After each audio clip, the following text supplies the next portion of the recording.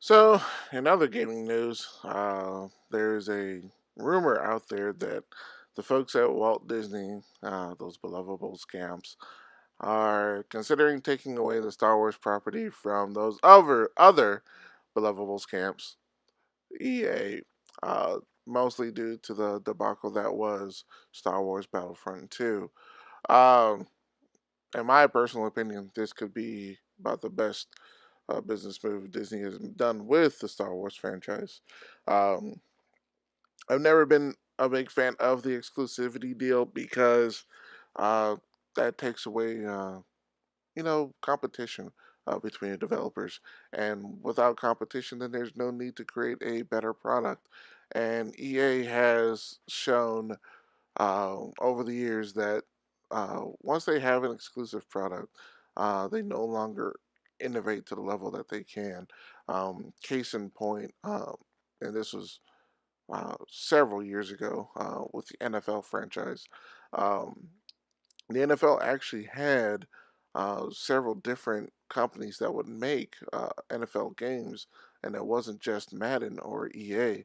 There was another Midway would make their set of NFL games with the Blitz property, as well as Take Two had a license with the NFL, and they made NFL 2K whatever.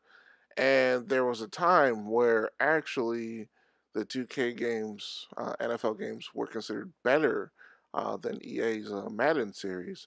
And for those of you that remember, there was a time where I believe it was NFL 2K1 that came out, uh, and 2K aggressively priced it at $20 to significantly undercutting EA's price of $50 or $60, and in response to that, EA just went to the NFL and paid them a bunch of money for exclusive rights to the franchise uh, forevermore, and basically just cut out all you know uh, competition whatsoever. So since then, it's been all EA, and the Madden property has flourished over the years. And as a business move, it was good on their part, but innovativeness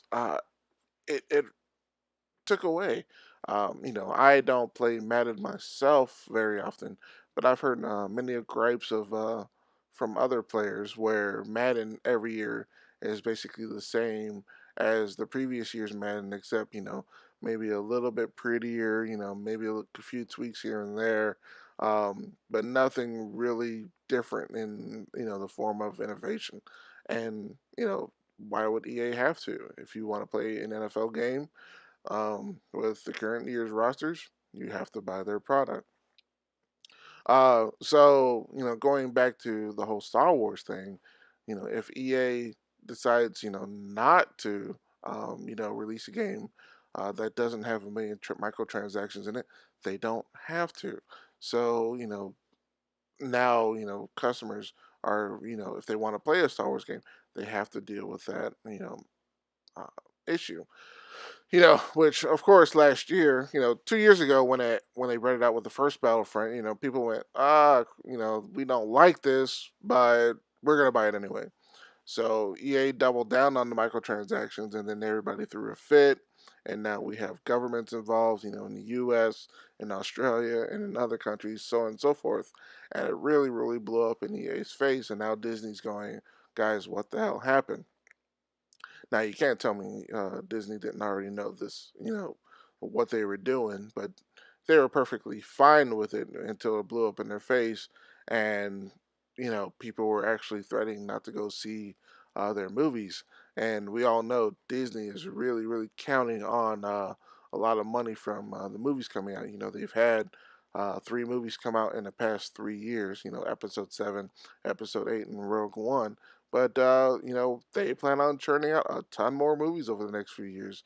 We have the Solo movie coming out in a few months, um, and then they have already announced several more trilogies over the next decade. So they don't want anything to tarnish their brand.